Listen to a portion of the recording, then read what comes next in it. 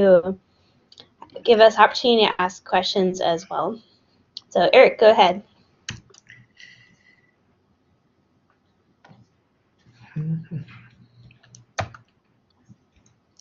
All right, I think my slides are up now, looks like. Okay. Yep. So I am Eric Stroshane. I work as the Library Development Manager for the North Dakota State Library. So I've been here for 14 years, and I lead a team that provides support and training for public and school librarians throughout the state. Obviously, I am not State Librarian Mary Susie. She very much wanted to be here to give this report to you, but she's currently in Washington, D.C. for an Institute of Museum and Library Services function. However, she is going to be available to you every month starting in May over Facebook Live. And this is going to be something we're calling Lunch with the State Librarian, which it's a bit on the nose, it's not very clever, but it's a chance to virtually learn from and visit with the state librarian while you munch on your lunch. And these 30-minute sessions will take place the first Wednesday of each month at 12:30. So anyone can pop in and join those. Mary is also continuing the Librarian for a Day events and is really excited to get out to other libraries to pitch in on projects and extend her expertise and enthusiasm for whatever library endeavor you may want to throw her way. Any library in the state can schedule one of these visits simply by contacting Brianne at ndslpa@nd.gov. And she has not been to an academic library yet. She really wants to get to an academic library. I know there are a bunch of academic librarians here, so please don't be shy. Invite her your way. She would be really happy to get out there and see you. What else is new with us since the last NDLA Unconference? Well, one thing we're excited about right now are new kits we're making available to schools and libraries statewide, as well as new partnerships we're leveraging to benefit all of North Dakota libraries. One of these is with the Grand Forks Air Force Base and the Air Force STEM program, and it's bringing oodles and oodles of STEM kits, including programmable robots like this handsome young fellow that's on your slide right now. We are literally putting together a lending library of robots, toys that inspire computational thinking, and other STEM kits for all ages, and we're making them available for request through KitKeeper. The only charge to you to use these is the cost of return postage. So what kinds of kits are we putting together now? We have in the house on the shelves air blocks, which are like foam and propellers that snap together with magnets so that you can build your own programmable drones or hovercrafts. We have Code and Go activity sets where you basically build your own maze and then program a robotic mouse to try and navigate it. We have Codybots and Cosmos, which are freakishly smart little artificially intelligent robots that have faces and emote at you. We have Cubelets, which are blocky but good. They're hard to explain. They're like magnetic cubes that each has its own set of instructions and sensors or mobility components, and as you snap them together, they perform different functions. We have Dash and Dot robots. We have Evos, which are basically little tiny bots with a light sensor and wheels, and they will track along colored marker lines that you draw in different color patterns, give them different instructions. We have giant polyhedron sets for building things out of different shapes and colors. We have telescopes that we're going to start circulating, Cuba marble mazes, Robot Wars coding board games, Rolly electronic music production kits, and Sphero robotic balls that roll and do stuff that you tell them to, and they change color. So that is what we have now, but this may just be the tip of the iceberg. If you have other things that you would like us to investigate, please don't hesitate to contact me. Oh, I saw in chat the one that follows the different colored marker paths is called Evo. They're the 62 Ozobots, if you were familiar with those. So yeah, let me know. Ooh, molecular model kits. That's a good one. Laura, I probably won't remember that. Could you email me? And yeah, Lego robot kits are ones that we really, really wanted to get into, but we remain mildly intimidated by the piece counts and the process of inventorying them as they circulate. But we'll try to make that happen. Okay. So other ones. We have partnered with the Space Science Institute and Cornerstones of Science to develop 3 NASA at My Library kits that can be checked out to libraries and schools throughout the state. The first kit will be available soon, and actually it just arrived in the mail this morning.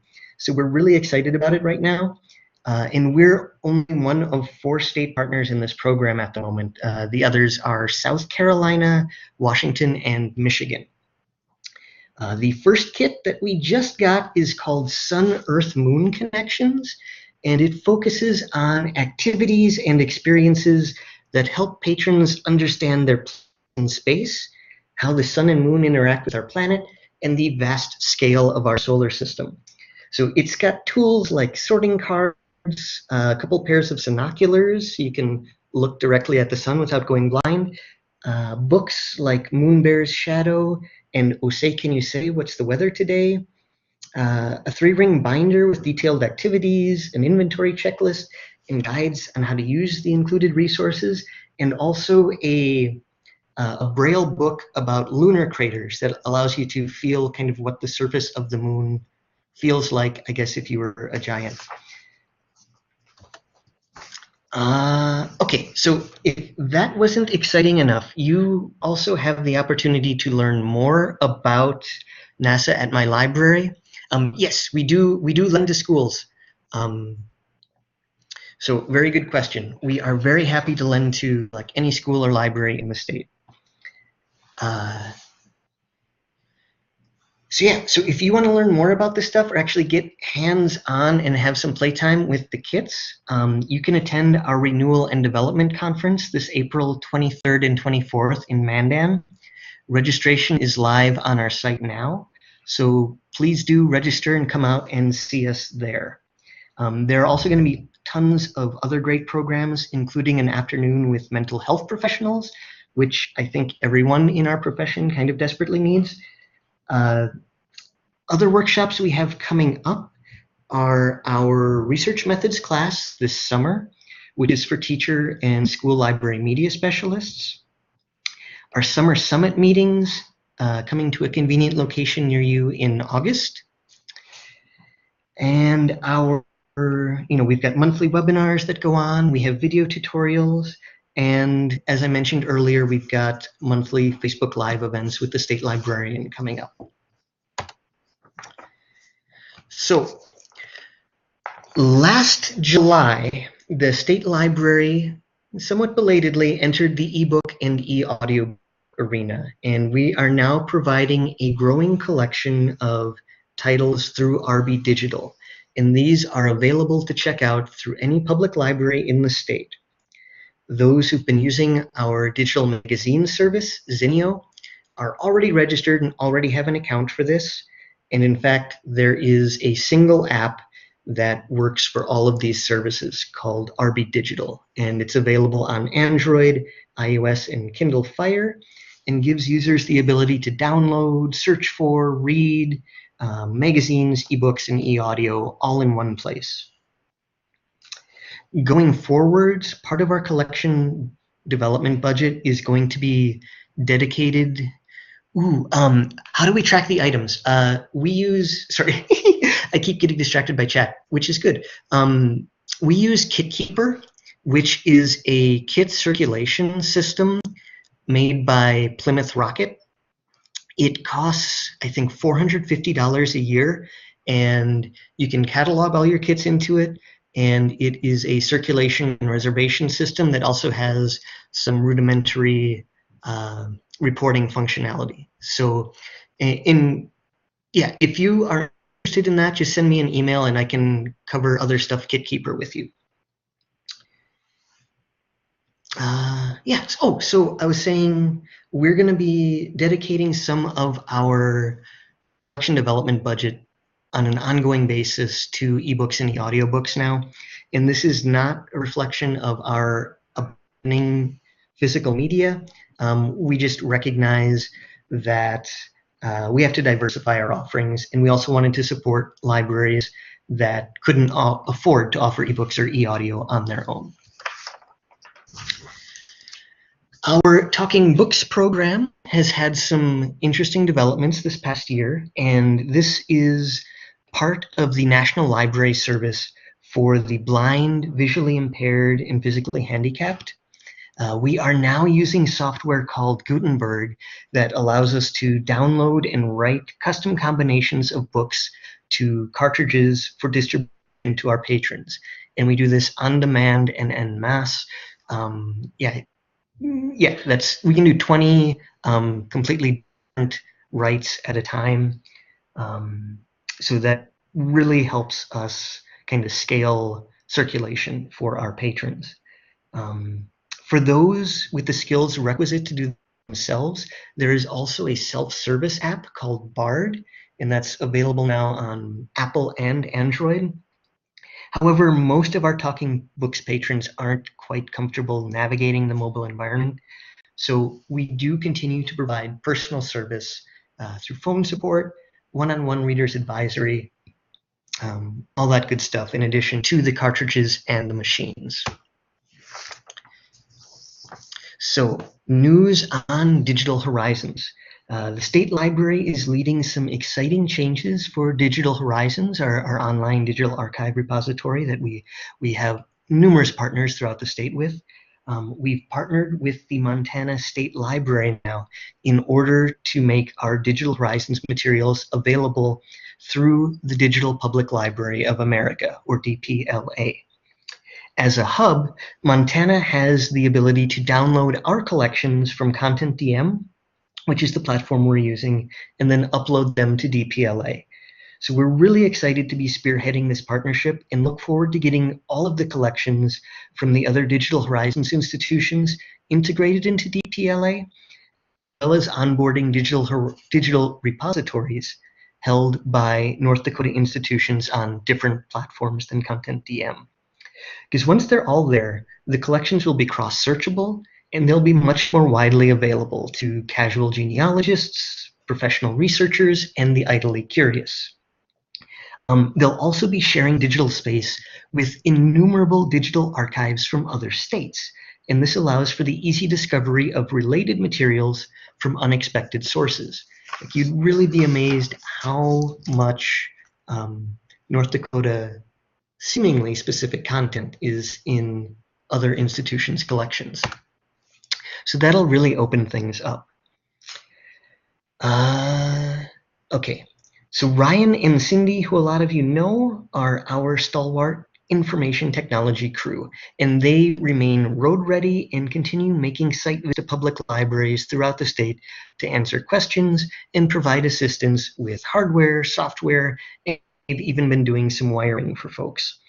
So, well, we do keep them pretty busy around the office, as you can see by the stack of machines on Ryan's desk that's queued up here for some TLC and preventative maintenance. They are also doing a lot of work with the small and rural libraries that are scattered throughout our state and really need IT support. We have added a few new staff to our roster. Carmen is our School and Youth Services Specialist, which is a brand new position created last year so that we'd have a staff member dedicated to supporting the needs of library media specialists, as well as providing assistance to children and teen librarians. Abby is the most recent addition to our roster of library development specialists, and she's providing frontline support and training for public library directors throughout the western reaches of the state. Other new staff members include Marley and Bree in tech services. Marley is also a backup in our reference department, so if you've called us recently and heard a new voice on the line, it's probably her. We currently have two $500 scholarships available to help defray the costs of attending the Association of Rural and Small Libraries Conference in Springfield, Illinois, this September 13th, 15th. Conference registration is open now, and the application deadline for the scholarships is April 9th. So if you are interested in getting that support, don't dilly-dally in getting your application in. And finally, we are going to be announcing the next round of competitive library vision grants shortly. So keep your eyes on the Flickertail newsletter and our social media accounts for further details. Now, I know I saw a few questions and was able to answer them when I spotted them in chat, but if you have any others, I'd be very happy to entertain them now. I've got a couple minutes left. Eric, this is Dawn. Can you tell our participants how to apply for those grants that you were just talking about? Do you send an email, or is there a link on the website? There was an email that went out, I think, on a couple in-state library lists. If you did not receive it, just email me and I'll get the letter to you, the Word document that you can fill out and submit. Okay, thank you. You're very welcome.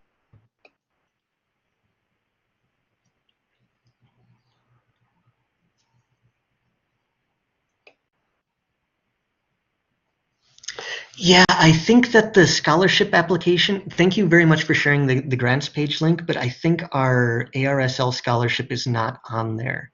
I might be mistaken. But yeah, if it isn't, just send me an email and I'll get it to you.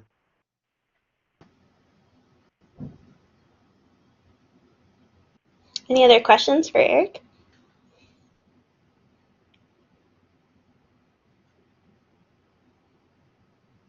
You can type them in chat, or if you have your audio on, use that.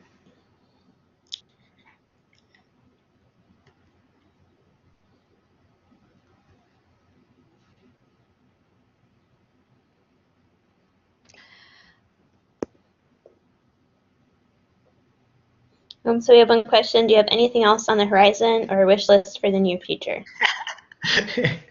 Right now, we just want to get the overwhelming shelves of robots cataloged and those kits available. So we are going to be diligently working on that for probably at least another month or so. We still have some orders in. A lot of what we've been trying to get has been back ordered. Yes, our robot overlords. So that is what's immediately looming. Gosh, I don't know. What would you like to see from us?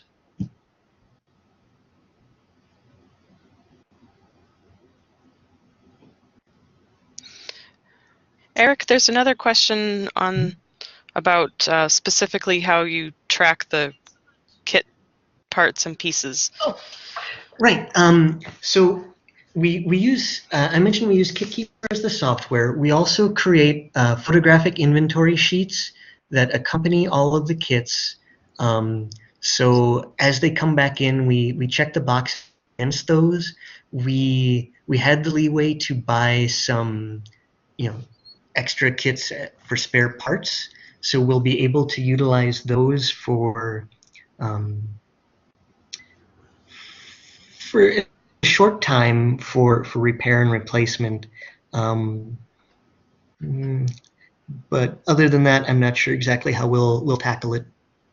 Does that sort of address what needed to be addressed? Yes, that is very helpful. Thank you. Low-cost legal research database.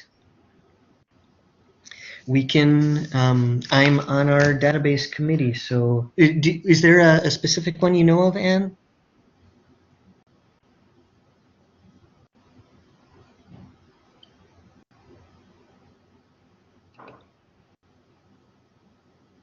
Fast case or case maker? Okay, I will bring those to committee for discussion. Thank you.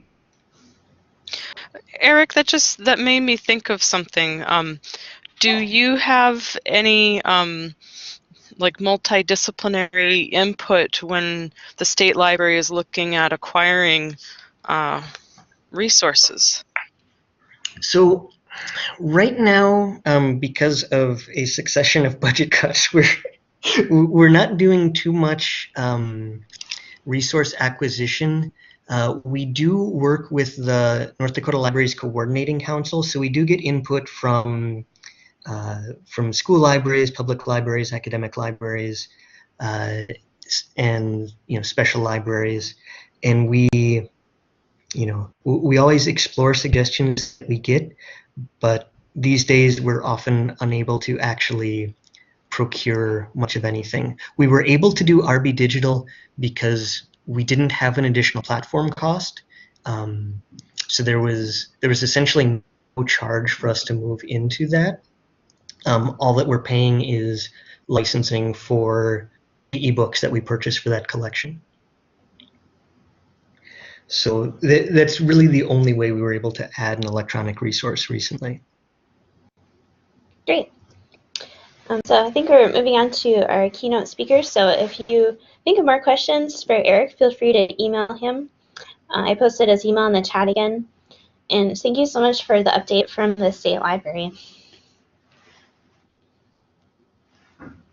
All right, so first up we have Lila Higgins, and she is a museum educator with 15 years of experience in environmental education, exhibit development, and citizen science.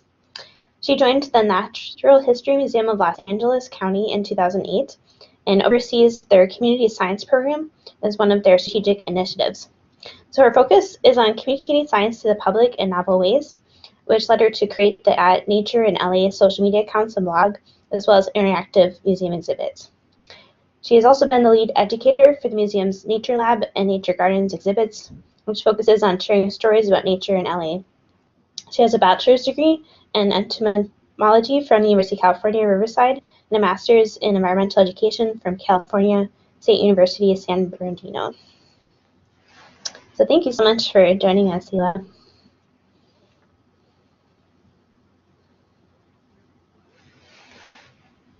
Oh, I was muted. Hi, everyone. How are you all doing? Great. Great. Okay, I'm going to share my screen with you all, and I've been briefed on how to do this, so hopefully I can make that happen really quickly. Nice. Okay, can everyone see that? I can't hear if you guys can all see that. Yes, Yes, we can we see can that. see it. Excellent. All right. Thanks, everyone. Okay, so thank you for the introduction. And yes, I work at the Natural History Museum in Los Angeles County. This is a picture of the Los Angeles River. It may be very different than some of the rivers that you all have in North Dakota, but it's the only river that goes through our city, and so it's one of my favorite places to study nature in Los Angeles. I am going to, here's kind of an agenda, and we're going to talk about what we do at the museum for our community science program, also known as citizen science by many. I'm going to tell you about the long-standing, almost 3-year-long relationship we have with our county library.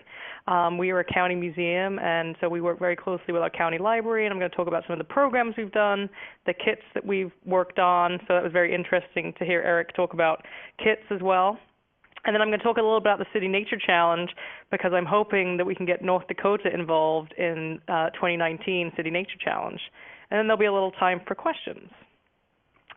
So here's some images of the Natural History Museum for Los Angeles. It is a very old museum. We were opened in 1913, and we just went through a large program of redeveloping a lot of our exhibit halls. We wanted to keep some of the dioramas that are very iconic. We have a lot of dioramas that look very similar to the Natural History Museum in New York, and we just redid our dinosaur exhibit. We got the new whale pavilion opening, as you can walk right in underneath a fin whale and dive pose, and then a 3.5-acre nature garden. And as we were building that garden space, some of the staff asked me, well, what are we going to be doing in this space? And I said, well, we can get people doing real science, and we can use it as a field site for science in Los Angeles to show and learn and understand what nature is going on here in Los Angeles, and to get people to help with that research through community or citizen science. This is Los Angeles. What are some of the words that you think of when you see an image of LA like this? Cement. Anyone else want to jump in? Cars. Lots of cars. Cars, traffic, cement, smog.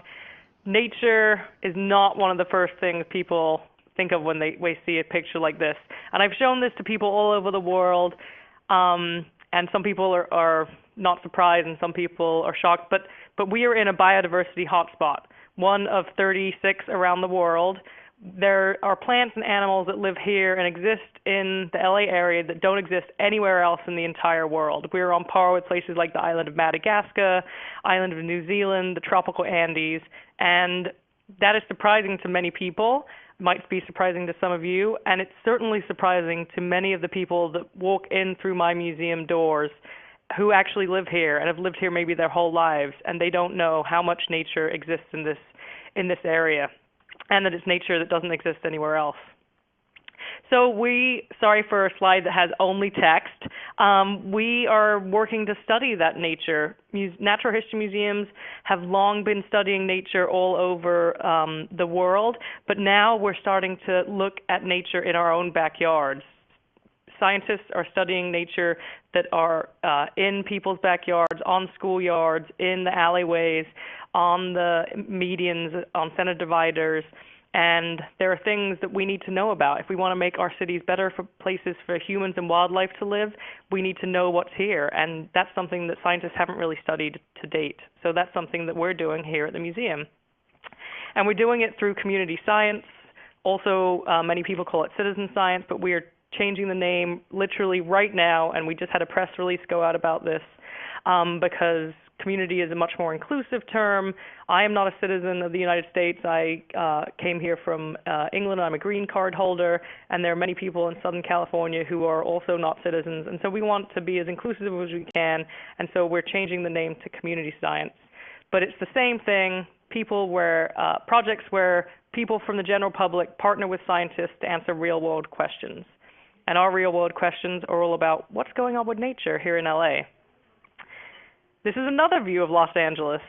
As you can imagine, our scientists are not going to be able to go into each one of these people's backyards to do a biodiversity survey to find out what lizards or spiders or mammals or insects live there.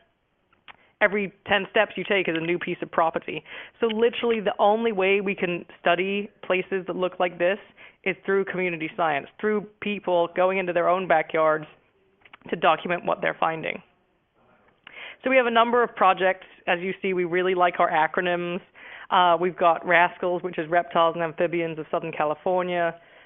We've got SLIME, which is Snails and Slugs Living in Metropolitan Environments. We've got BioScan, Biodiversity, Science, City, and Nature. Yes, our scientists really love their acronyms. We also have a spider survey that's been going on since 2001 and a squirrel survey as well, because people like fluffy, cute mammals. Now I'm going to tell you a little bit about our program that we've worked with our local library, the county library system, and this is the process that we used. So we identified the data gaps. We use an app called iNaturalist to collect data, and I was able to go on and look at the data gaps. Then we identified which libraries we wanted to work with, started relationship building, piloting programs, and then we've continued to do iterative design and evaluation of our programs. So here's a screenshot. It's a very low-key kind of effort to map. I just literally looked with my eyes and saw where the gaps were, where there were no points, and drew these red circles on there. And across all of our projects, these circles of areas where there weren't very many observations were in the same places. And so how do we spread our reach? We work with our county library system that has 100 plus libraries in the LA area. And that way we can meet people where they're at in their own neighborhood and community where they feel comfortable.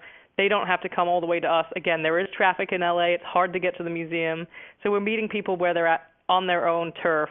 And that is something that we were very excited about partnering with the library on and being able to scale our work geographically and to many more people. So we identified 3 libraries. We met with our local librarians, and they're like, well, that third dot right there, the one on the bottom on the left, you're not going to be able to do that because that library is actually closed for renovations. So again, it's very important with a partnership like this to actually listen and be in the same room and talk with your partners over and over and over again. We were able to have our first Library Nature Day at the Pico de Vera Library, and we had 385 people coming through the door that day, which was really impressive. And there's a few images of some of the insects and snails and creatures that we were able to find, many of them species native here to Southern California, some of them introduced. And we had kids help us find these, and then we took photographs of everything and uploaded them to this platform called iNaturalist. And on the right, you can see a screenshot of iNaturalist. And so you can see we collected 376 observations that day. And we also had a group of people go out to a local adjacent natural area to collect observations there as well. So that's the thing, that's the yellow orangish box on the left. And on the lower right, that's the library. And as you can imagine, in Southern California, a lot of libraries are very, very urban. And so we have to contend with, not necessarily a lot of planting and streets being close by, but there is still nature there. And what we say is you just have to put your nature eyes on.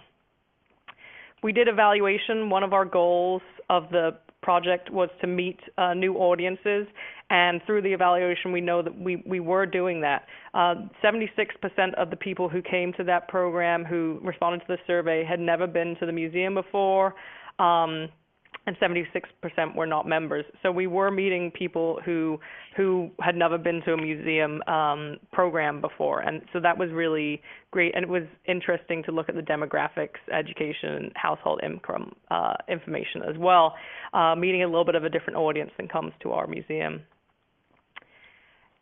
And it was successful, so we wanted to continue working with our librarian partners, and they asked us if we would do a training for library staff. And so on the left, we did an event at the Carson Library, and we trained 43 librarians, and we made almost 250 observations that day, and trained them how to use iNaturalist and how to go onto the platform and use the app on their Android or Apple devices.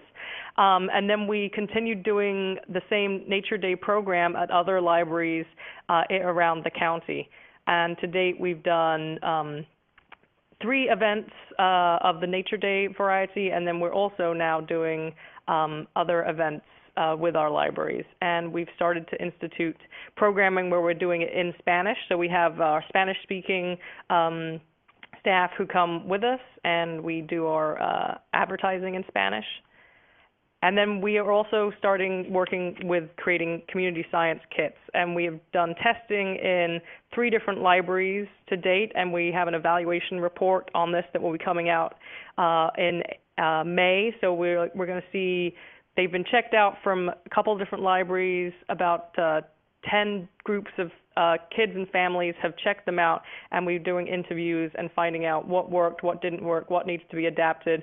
So then we can start getting these kits in each library. Clearly, we have to go after funding to make that happen, but at the very least, we want to start doing that in each different district. Okay, I have a little bit more time, but I'm going to go really fast on the City Nature Challenge. It's a project that started between LA and San Francisco. Which city could find the most nature? We started in 2016, and Los Angeles beat San Francisco, which for us in LA was a really big deal. We want to connect people to their urban environment. We want to connect people to each other. We want to be able to collect this biodiversity data that scientists and land managers will be able to use. And we want to have fun. Again, we use this iNaturalist platform, which many of you may be able to check out and download.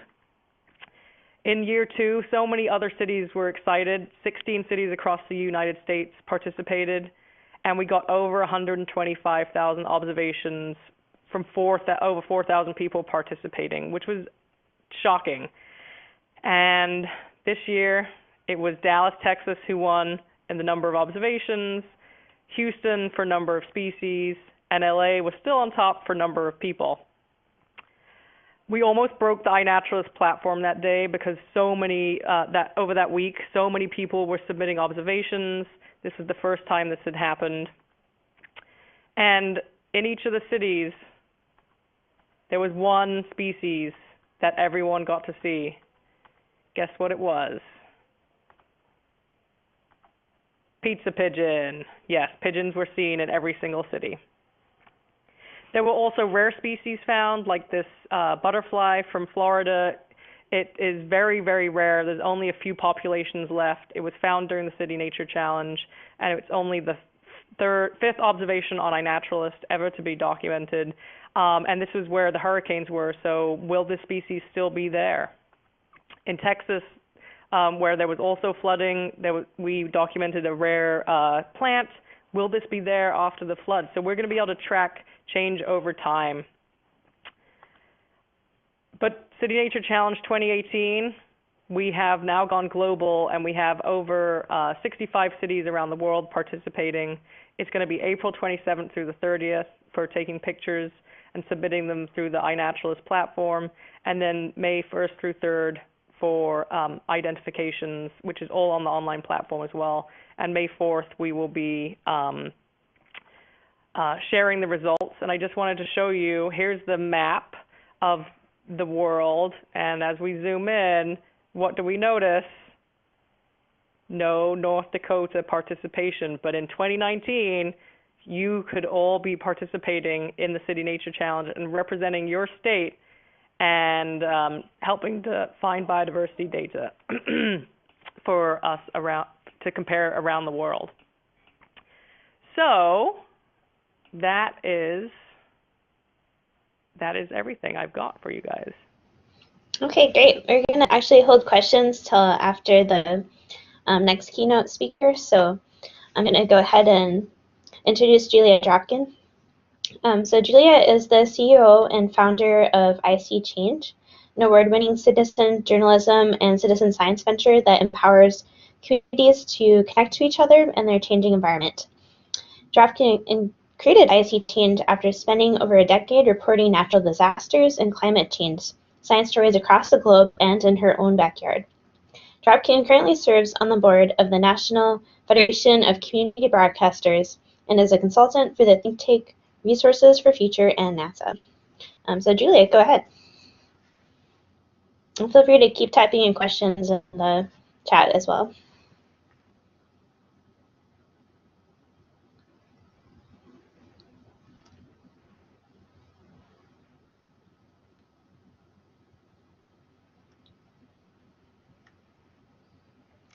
That's great. Julia, go ahead and start whenever you're ready. Yeah. Can you hear me now? Yes. Excellent. Wait, it took a second. Let me share my screen. And thank you so much. It is an honor to be here with you all. Getting this to go.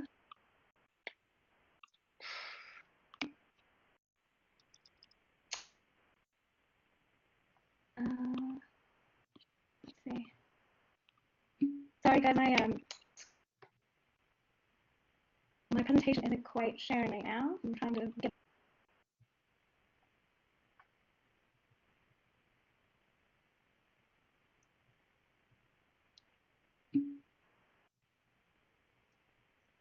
Okay, I think we lost Julia, so maybe if anybody has questions for Lila right now, we could do some of those, and I'll try to help Julia get back in with us.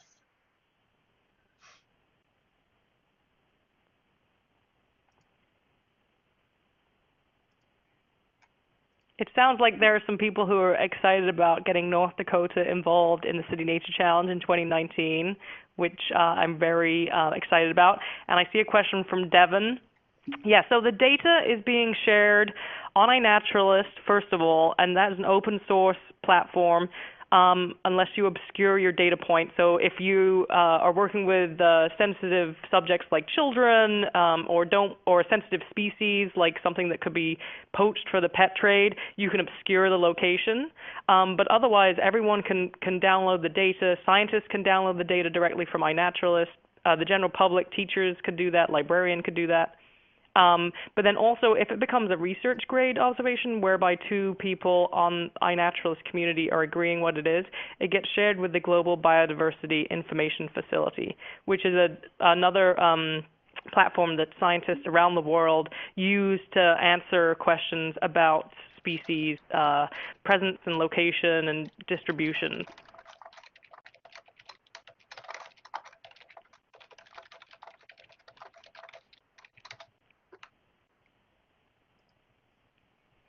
And then each one of our scientists who work on, say, the Rascals project or the Slime project, they use their specific pieces of data and they write scientific publications about them. And sometimes we have the kids actually become co-authors on the paper as well. Oh, looks like we've got Julia back. Hi, my session keeps kicking me out when I leave my share my screen. So I apologize about that. Let's try it again. Keep going now. Keep answering your questions. Your microphone sounds good, Julia.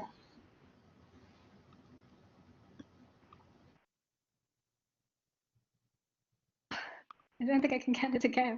We just did it in rehearsal. It's not playing nice. Ah. Did that work? Yes. Yay! It's working. Sorry about the delay, everybody. We did.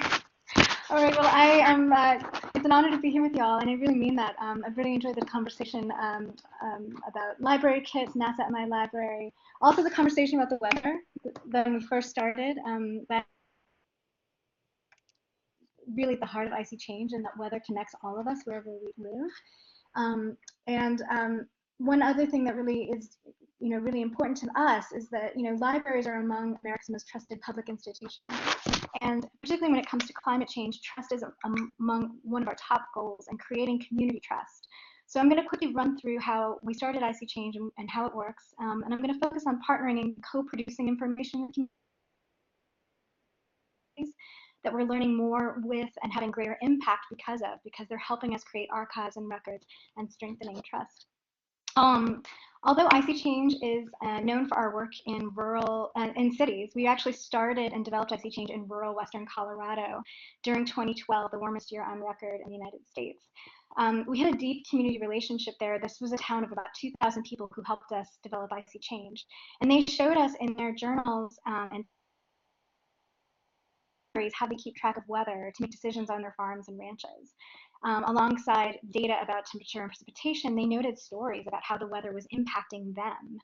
I might mention that in this town, half the town works in the coal mines and does not really have a positive relationship when it comes to climate change and climate change policy. And so when we would hear interviews, this is what we would hear. See that much change. Now, I really should go back because maybe I have evidence somewhere that I'm not even thinking about. My father kept a journal for 40 years and always had the temperature, the weather, everything. So people have been doing this since the Dust Bowl migration, and even before that. They've been mixing stories and weather, and it helps decisions. So we realized that this was an adaptation strategy for decision making around 21st century climate change. And decision making science actually happens across both halves of our brains. Yet when you think about it, climate change is always communicated only using one half of the brain, the logic, linear data side. But when we do that, we're missing a lot of details and opportunities on the other side to understand the lived experience of extreme weather and climate change, and to add meaningful qualitative details about what people really care about. So Icy Change is a community, and to Lila's credit, we are a community weather and climate journal that syncs both community stories and data to personalize and track weather climate impacts on daily life. Icy Change lets you ask questions about what's changing in your local environment, and observations are posted with your phone. Sightings and questions are tagged with satellite and weather data and broadcast to our community of scientists, journalists, and other citizens and residents, allowing the entire community to investigate in real time. So for example, this is Amber Kleinman, an Icy Change user in Western Colorado, who was surprised to find her bees buzzing in the middle of January. And this is 2015, and I know y'all in North Dakota can relate to what that might be like. So she posted a picture on Icy Change and asked the community what could possibly have woken up her bees, knowing that they should be hibernating. So people quickly zoomed in on the source. These are silver maple flowers. They were blooming early. And on top of this, we had frogs singing, termites hatching, and grassfires in January in Colorado in 2015. So all of these are strange observations. They're kind of like warning signals, what proved to be the early spring on record in the West. And early spring in the West, as you all might know, leads to drought, flash freezes, wildfires. It can lead to West Nile virus. So all this small talk about what we're noticing in our daily lives about weather and climate, for economists and city planners, these are billion-dollar disasters. Local weather impacts our national and global economies every year, every day. So when it comes to eyeing the weather, the best expert is not somebody on TV or the app on your phone. It's you, it's us. You notice, you sense when things are weird in your local environment. This is an Icy Changer, Bob Hutchinson, who noticed beaches were washing up in the Bay Area again in 2015. We do work with NASA. We sync observations to remote sensing data products. This is our first partner at JPL OCO2. And this helps us connect local signs of change to bigger picture patterns over time. So, and Lila, I don't know if you remember this, but when Icy Changers started posting about blue Valella jellies washing up on the beaches of LA, we knew something was brewing. We interviewed scientists about unusually warm pockets of water that were developing in the Pacific coast that year. These pockets are brilliantly named the blobs. Great science communication, because they're not only responsible for upending marine ecosystems, the blobs are possibly related to prolonged droughts and warmth in the West. The same warmth that caused Amber's bees to wake up that year. So all connected, and that's one of the things that Icy Change strives to do. After linking these observations, the Icy Change Reporting Network aired the developing story. It aired on KQED, and of course, at the end of the story, we prompted people to share what they're seeing too. The following year, the blobs became the cover story of National Geographic, and we saw our community reporting it in real time. So our practice is two-way. We don't let things just sit on our database. We look for trends and report back to the community who's sharing it with us. And more often, this leads into incredible insights. So this is a Native American chief in the Ile de Jean Charles. They're known as one of America's climate refugee communities. They were reporting on these algae blooms that were turning their water green and upending marine ecosystems. And in reporting this, we found out that Louisiana is the only Gulf state that doesn't monitor harmful algae blooms, which is a problem because we host one of the biggest dead zones in North America. We also see Icy Change being used as a teaching tool to handle new science standards, we really promote inquiry-focused learning. This latest story on our Icy Change right now, it was reported by 2 classrooms, one in North Carolina and one in coastal Massachusetts, who are noticing the same things y'all are noticing, I think, probably. Yes, we use millennial language in our headlines. But considering all these, we're talking about missing engagement opportunities. Considering that weather and climate impact everyone and everything, we see multiple opportunities for real-time forecasting and analysis that includes the community's voice on what to monitor and how to adapt to change. We have a global community. We have people posting about early springs, or actually, this was a failed monsoon in Delhi, early springs in Australia, droughts and wildfires in central Canada, and flooding in Rwanda. And it is incredible to see these intimate climate change stories. But we're also looking to have local impact. That's why in 2016 we launched what we called Icy Change Community Investigations. This allows an entire community to focus on hyperlocal topics that they really truly care about and that have meaning. Our first was in Harlem on urban heat. Scientists estimate that heat waves kill more people than all natural disasters combined, but we really have a hard time tracking it. And this is particularly pronounced in places that aren't used to having extreme heat waves. So we actually created a collaborative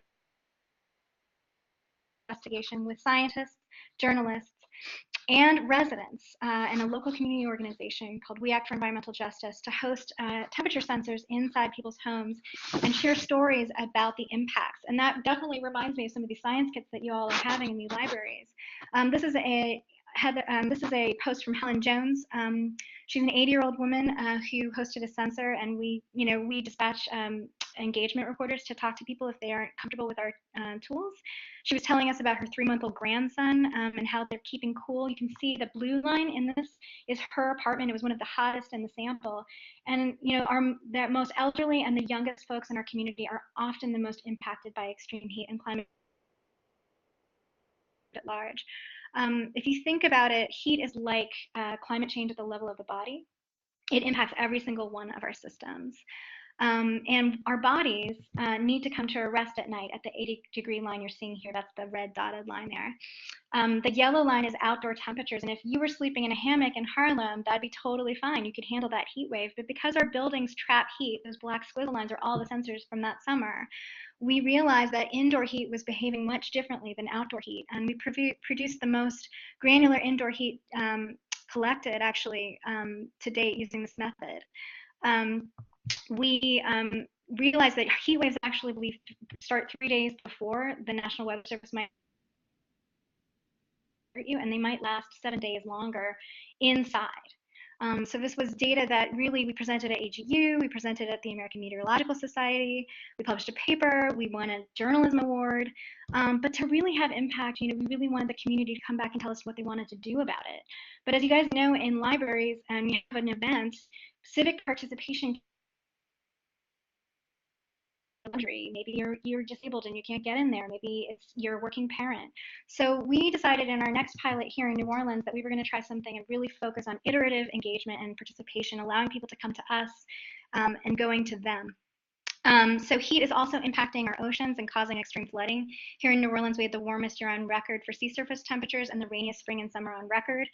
And icy changers were noticing back well before forecasters did that we were having a flooding problem. On August 5th, our city catastrophically flooded, and the pumps that keep us dry, people started believing that they weren't working. But there was a lot of people hurt by these events. People lost their cars. This is an elderly woman who was injured and couldn't get help. And she was trapped right here on St. Bernard Avenue. This is the city's flood maps. The pink box is where we're going to have some green infrastructure to come into our city. And so we started to really gather the community around this decision to take measurements of the data of flooding around here. Now, they zeroed in on that circle, that green circle, that corner as a hotspot that you would never have seen from the remote sensing data alone.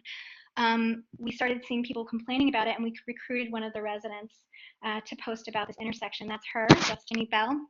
And thanks to her, we have an incredible data set. She started keeping time code about infrastructure issues at this spot. And this is her. On August 5th, this is what happened in a matter of minutes. We had her keeping a rain gauge as well as many residents in the neighborhood.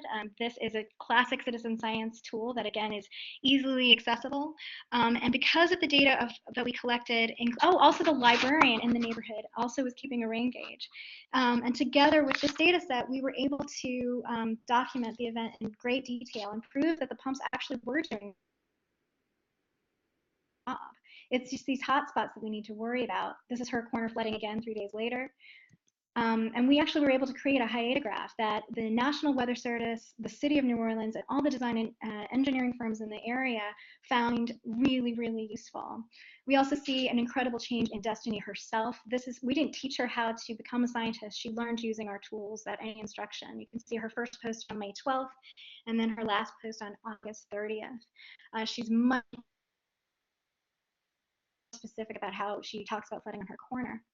We also brought the information that we learned about the neighborhood and the flooding data that we had back to the neighborhood in a public pop-up event.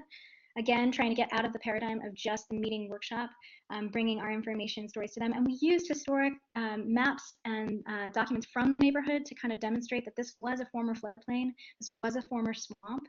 These were archived maps and, that are housed in libraries here in New Orleans. And we also recorded audio stories. So this is our team. In the coming year, we're launching our new backend that's going to host a multitude of kinds of sensors for community data. And we're expanding these pilots, the heat pilot and the flooding pilot, nationwide. We ourselves are not scientists. We work with NASA and NOAA and scientists across the country. But we are distinguished, that distinguishes us, I think, when it comes to traditional citizen science or community science, because our projects aren't designed by scientists for the sake of science. We design our platform for community questions and collaboration in mind. So we'd love for you all to reach out. We'd love to hear from you in North Dakota. There's lots of weird weather happening this year in particular. And we look forward to hearing from you and discovering what empowered 21st century communities can do together. I'm really looking forward to the conversation too. Yeah, well, so we've been, if you read the story on icy change, we've been noticing that people who've been noticing this a lot more precipitation events, and that is a climate change impact potentially. And you can read about that, that we called it the wax spring, but really it is kind of how these warmer sea surface temperatures are contributing to more precipitation, as also known as snow. Yes, I love working with farmers. Farmers taught us how to do this. Sorry, I'll let you guys take the mic. So yeah, farmers actually taught us how to do this. Like going back to that almanac, it's it's an old slide that I reused. The Farmer's Almanac. It's one of the longest running magazines in the history of the United States. It was an adaptation tool, right? When we came from the old world to the new, we wrote down everything that was happening to us. And what we realized were those journals, those almanacs, is a 21st century climate change adaptation. You could, we need the data, but we also need to know the impact, and only people can provide that.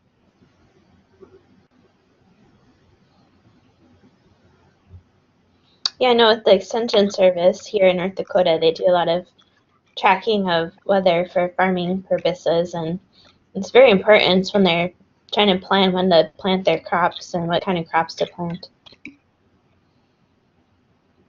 So one question is, yeah, we love working with Extension Services. And again, we do a lot of the interviews with farmers and ranchers through Extension Services very one-on-one, and same with kind of what we call data users for a lot of the science products.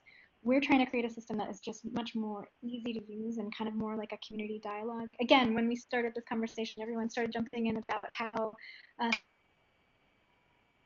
stores weren't carrying certain things, how the snow was impacting us, that the only month in North Dakota that doesn't snow is August. Like, that is all icy change dialogue that we love.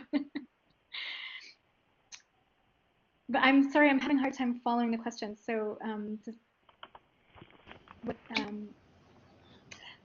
so we are listed as one of the top citizen science projects on SciStarter. You can find us there. We do launch community investigations with dedicated partners in specific cities. We're kind of doing that one-on-one as focused activities, but icy change is free and available to anyone, anywhere to use. I did see that someone asked us about archives. In the original Icy Change Almanac, we actually had those journals that you saw in that video from Dust Bowl journals. Somebody actually entered those. They were on loan from the historical library, and one of our users entered them manually into our database. It was pretty impressive. So we would like and welcome any of those kinds of entries into Icy Change. You can change the date to any time in the past. So if you wanted to enter something from 1933, go for it. We're fascinated by those comparisons.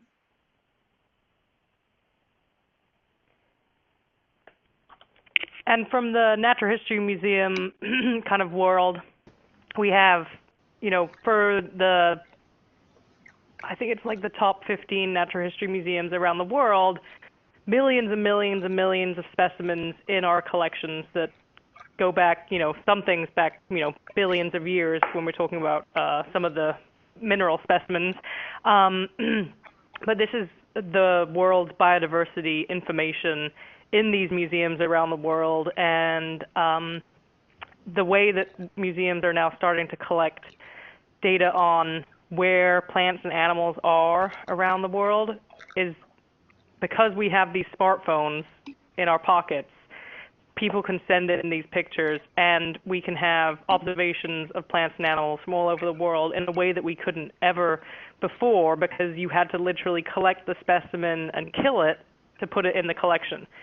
Now, a specimen in situ in a collection, 100 years ago when we were collecting lizards, people didn't know they were going to be able to do DNA testing today on those lizards or on that butterfly that was collected.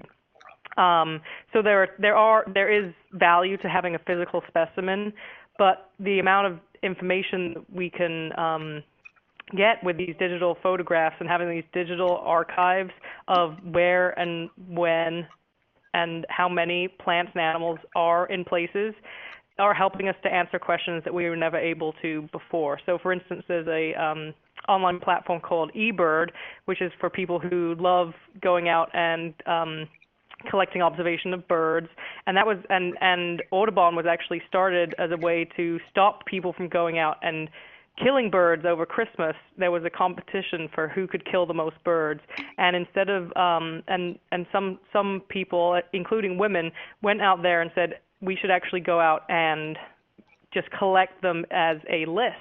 And so birders have been keeping lists of birds for over 100 years, and those lists can be uploaded into eBird, and now that database is so large, you can start seeing migration patterns. You can start seeing where farmers in California, where they should flood their rice fields during bird migration, so then the birds have habitat that we could never have known before without a huge. And thank you, Jessica, for putting the link up there.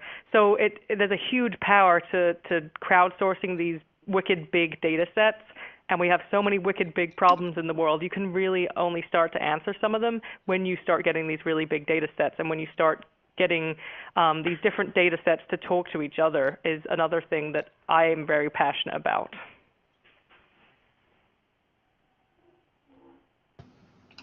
So one question that came in for both speakers is, do you notice a change in interest from the public in this type of work?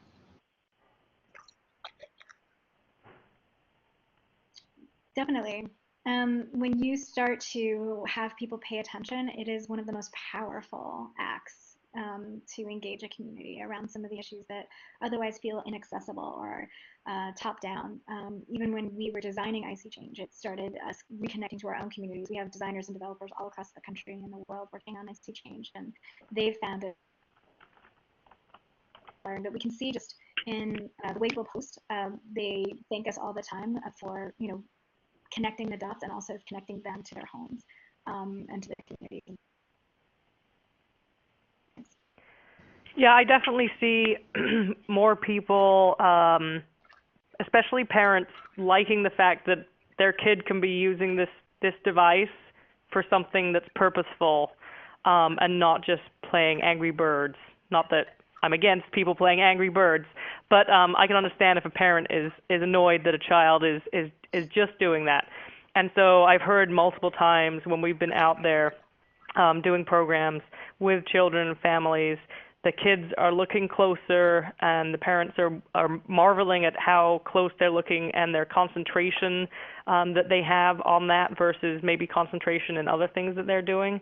And then the fact that they are using this phone, this piece of technology in a productive way that's helping them to explore nature as opposed to stopping them from exploring nature, like which a lot of people think when kids are playing video games, they go outside and play outside. So I think that there's ways to balance that, and some of the programs, some of the community science programs that exist out there help people to be able to see the things. And one of the evaluations we did during the City Nature Challenge this last year, we asked participants what their motivations were, and the competition was something that definitely motivated people, but some people don't like competition, and they were motivated more by this working collectively to add to this big data set. And then some of the participant quotes were really amazing.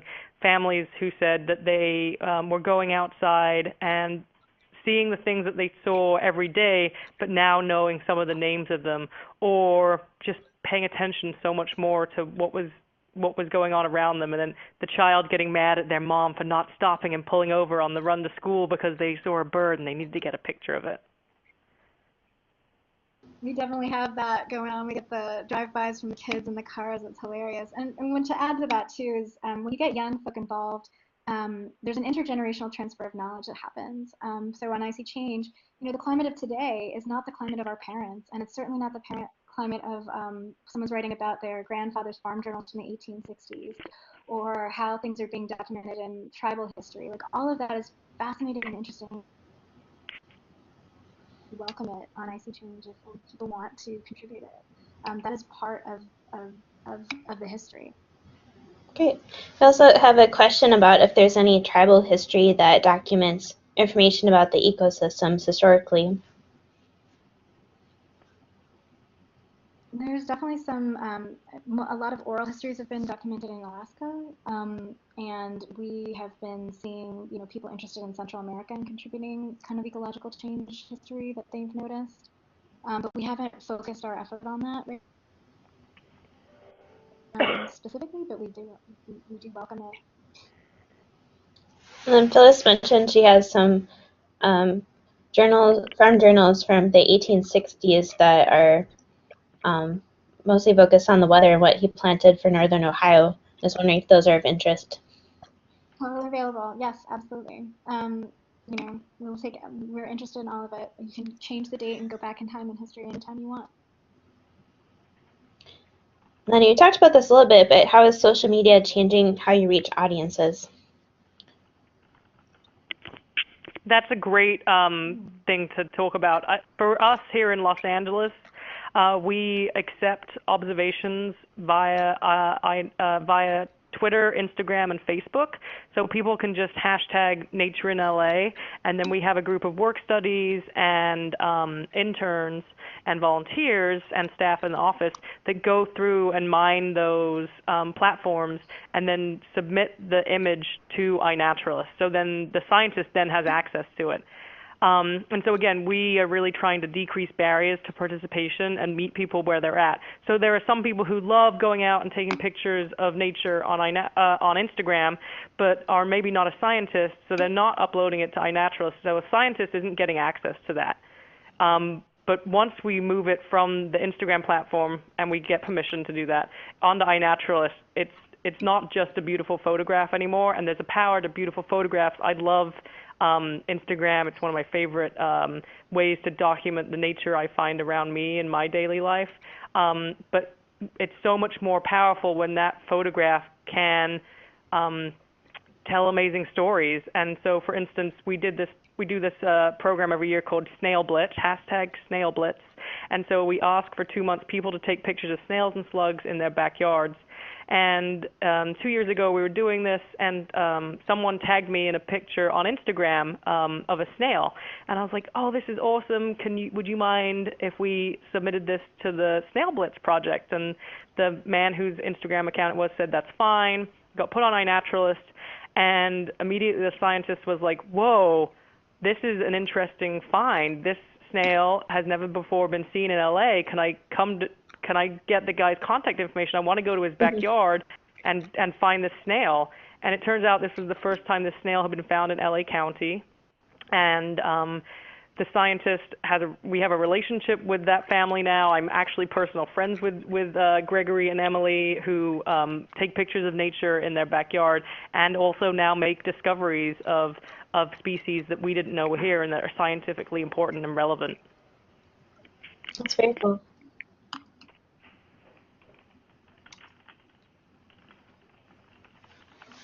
We, on social media, don't have a team dedicated to scraping at our disposal, but we do use the traditional social media kind of as the first touch to invite people to participate.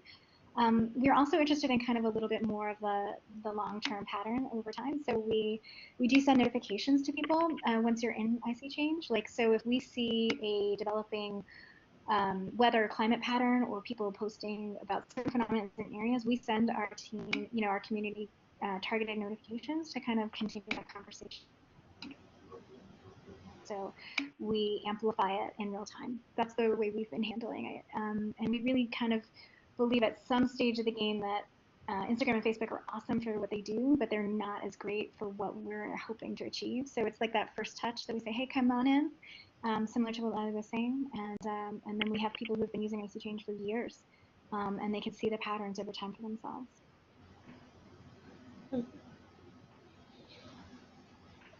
Did we already, sorry to interrupt, did we already address Kristen's question? Have you noticed an increase or decrease in interest in nature from members of the public? Yes.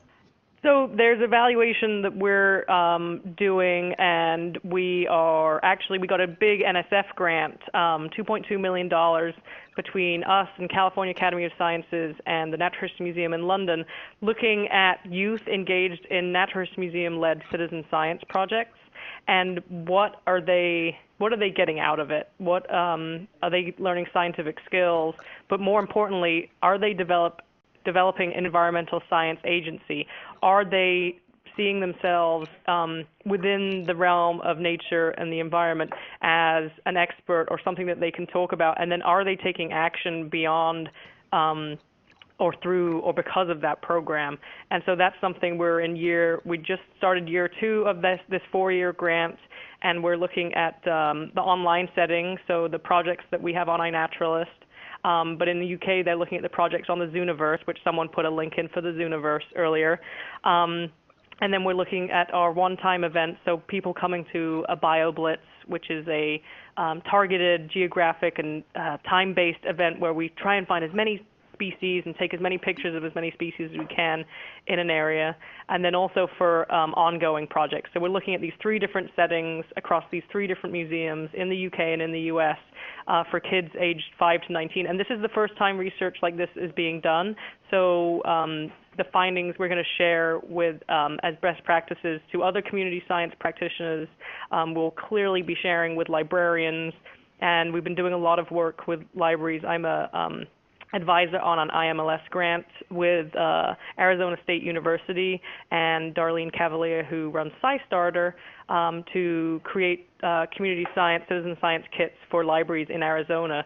So I'm really passionate about working with librarians to create communities of practice for citizen science and to create kits that we can use and kind of get the knowledge building, and that's why I'm offering to do an iNaturalist training. Just really want to see the capacity increase.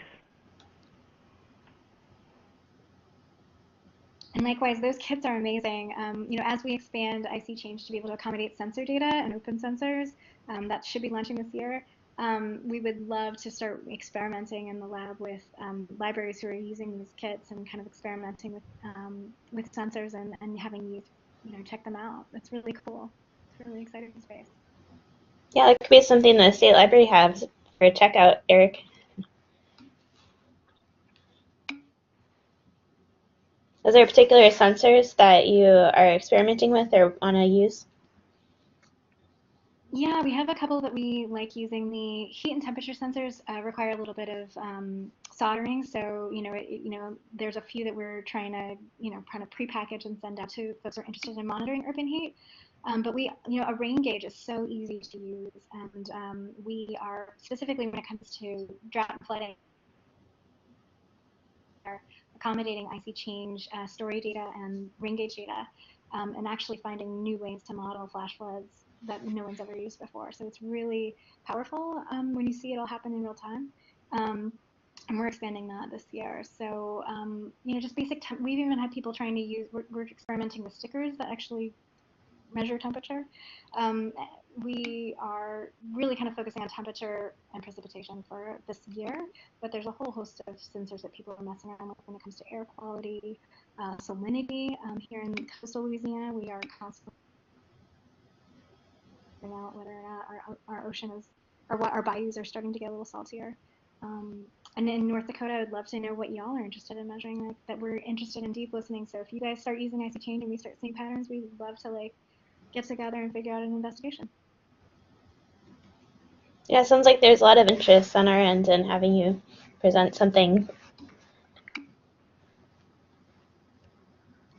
We have our State Library Association conference, I believe early October. They're accepting proposals through June. I think June 1st. Oh, great. That's awesome. Where is that? This is Erica. I have a question. So, I went to an educators conference a few weeks ago, and one of the, I think she was from the Department of Natural Resources, came and talked about pollinator garden kits that they were giving to schools. Schools would apply. It was a grant program. And I wonder, I know that we've been talking about, recording, but I wonder if anybody can speak to how can we start to partner, and I feel like everything is kind of happening in small silos, and it would be great if we could bring it all together in a way. That wasn't really a question, but. I agree about the partnering and de-silification. I don't even know if that's a word, but natural history museums have been siloed for many years, scientists and educators on different sides. And me as an educator who has a science background, I've always sat squarely in the middle, and I'm always trying to, let's create connections. And again, I'm a museum person, but I have found myself doing so much work with librarians. And so I'm all about, like, how can we create crossovers? How can we get different groups, that people talking to each other, and how can we get different, even technological platforms talking to each other, so we're not creating data sets that only live in one place but can be shared and can be used by whoever. I think that there could be some really amazing grants that could be gone after that would help to fund work to relationship build and to have products come out the other end that would help libraries to be able to, again, increase capacity, create communities of practice for STEM or just specifically even citizen or community science work. But I've seen in the last number of years just this huge explosion of libraries being interested in community and citizen science. And we've had the city library wanting to work with us, the county library we're already working with, this group of libraries in Arizona, you guys being interested in having myself and Julia talk here today with you all. I'm sure there's some other libraries that I'm missing off the list, but so I think the time is now, and I think it just depends on figuring out what is a good project to work on. That will meet both all partners' goals.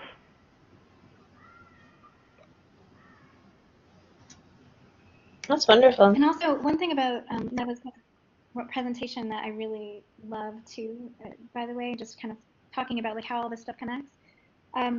If y'all have spaces around your libraries that are return to spaces, you can create your own gardens, your own monitoring stations. You can, kind of create that space around your community, allow all of these things to intersect in really interesting ways. We're big fans of connecting the dots just right from your backyard whenever possible. And I just love that, every library has its own space that you can get the kids to, or your community to go outside and monitor. That's a huge deal. Again, one of the librarians here in New Orleans, when we were developing our flooding pilot, she was one of the most dedicated rain gauge monitors and photo takers on the site. And that becomes a community resource. It becomes community knowledge. So we're very much connecting all the dots across all of these platforms.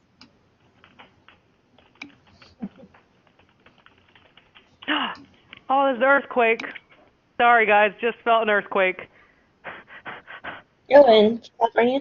Yeah. So this is going to sound silly, but I really miss earthquakes.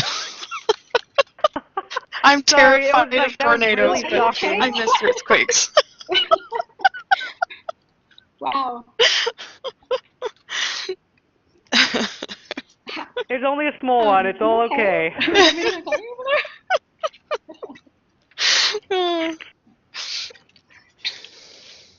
Okay, now I have to go look up how big was that earthquake that we just felt. Yeah. 5.9. Oh no, that's April 2nd. Thank you so much, Oh, Lila. Yeah. You can definitely tell from the chat that there's a lot of interest around what you shared today, and we hope to learn more about how we can implement it in North Dakota. So I don't know if there's contact information you have, people have additional questions, or otherwise we have a 10-minute break now before our lightning talks. If people don't want to get up and stretch, and if Lila and Julie are able to hang around for a little longer, we can definitely keep the conversation going, but I just want to make sure that everybody can get up and stretch if they need to. Yeah, I can stay around for a little bit longer. I do have a 1 p.m. meeting that I have to go to, unfortunately. 1 p.m. Pacific Standard Time. No worries. Log off when you have to. Excellent. Thank you so much for inviting me. This has been really amazing. Amazing for us too. Likewise, everyone. I can stay on a little longer. I have a meeting in a little bit, but again, just really blown away. We've never worked with libraries directly, and just the incredible assets and resources that you guys are all bringing into your community is just so inspiring. Two-way inspiration, Julia. Thank you.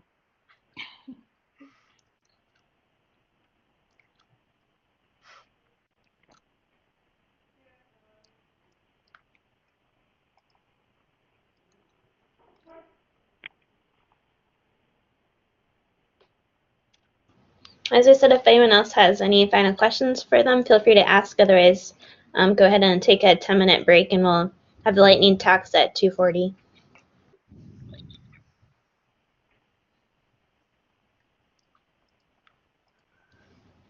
And Lila and Julia, thank you again both so much. That was extremely interesting. We're excited to participate.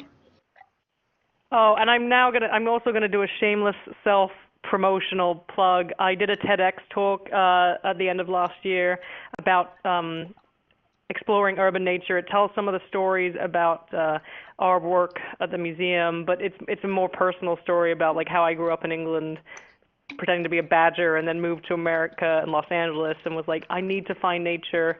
And then sharing some of the stories of the kids that I've worked with, and some of the scientists, and some of the 43 new species of fly that have been found through some of the work that we've done.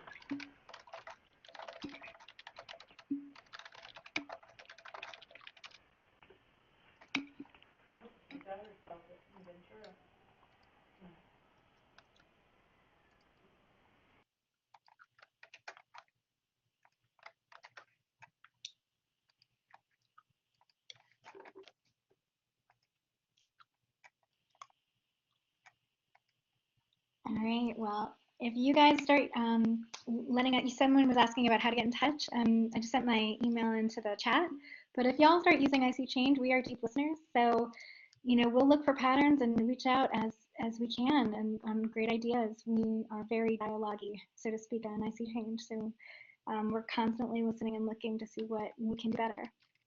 All right.